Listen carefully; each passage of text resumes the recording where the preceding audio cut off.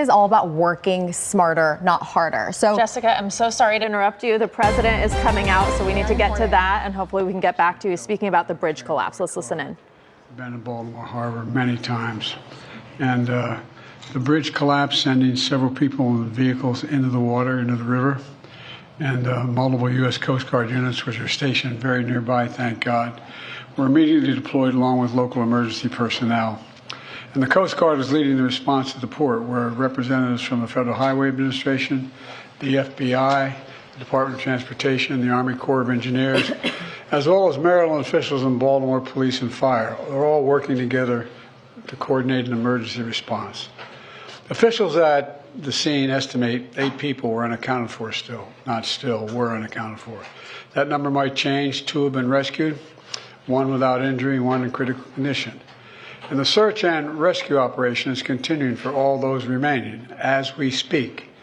I spoke with Governor Moore this morning, as well as the Mayor of Baltimore, the county executive, both United States senators and the congressman. And my Secretary of Transportation is on the scene. I told them we're going to send all the federal resources they need as we respond to this emergency. And I mean all the federal resources. And we're going to rebuild that port together.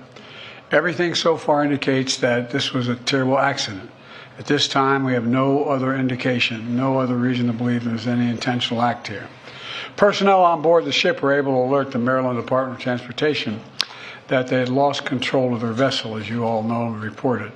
As a result, local authorities were able to close the bridge to traffic before the bridge was struck, which undoubtedly saved lives.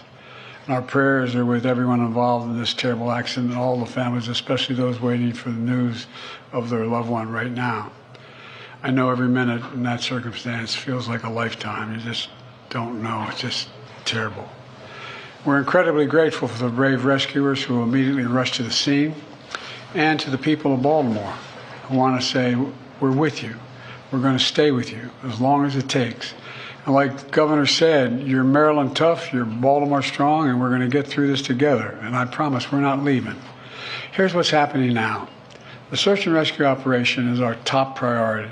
Ship traffic in the Port of Baltimore has been suspended until further notice, and we'll need to clear that channel before the ship traffic can resume. The Army Corps of Engineers is on the spot and is going to help lead this effort to clear the channel. The Port of Baltimore is one of the nation's largest shipping hubs, and I've been there a number of times as a senator and as a vice president. It handles a record amount of cargo last year.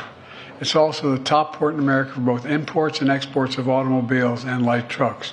Around 850,000 vehicles go through that port every single year, and we're going to get it up and running again as soon as possible. 15,000 jobs depend on that port, and we're going to do everything we can to protect those jobs and help those workers. The bridge is also critical for travel, not just for Baltimore, but for the Northeast Corridor. Over 30,000 vehicles cross the Francis Scott Key Bridge on a daily basis. It's virtually, it's one of the most important elements for the economy in the Northeast and the quality of life. My transportation secretary is there now. As I told Governor Moore, I've directed my team to move heaven and earth to reopen the port and rebuild the bridge as soon as humanly possible.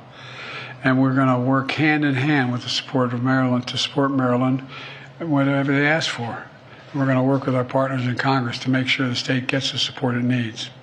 It's my intention that the federal government will pay for the entire cost of reconstructing that bridge, and I expect the Congress to support my effort. This is going to take some time.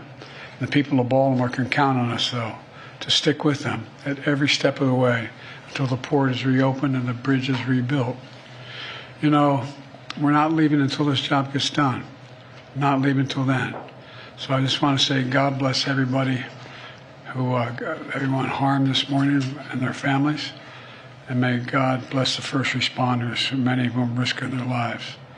And the reason I'm not going to take a lot of questions, there's remaining issues that are open that we got to determine what's going to happen in terms of the rescue mission and the like. But Do you plan to go to Baltimore, sir? And if so, how quickly? I do, and as quickly as I can. That's what You said the federal government's also going to pay for the repairs. I'm just curious. This was a ship that appears to be at fault.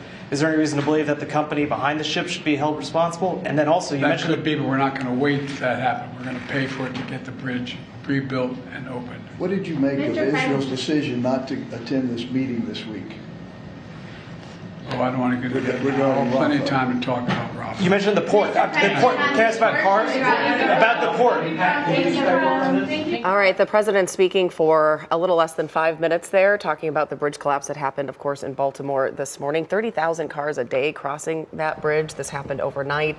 6 people still unaccounted for. 1 person critical condition, 1 doing okay. So that's the latest. We'll continue to check in throughout the morning. But let's CBS News Los Angeles, your local news, streaming wherever, whenever.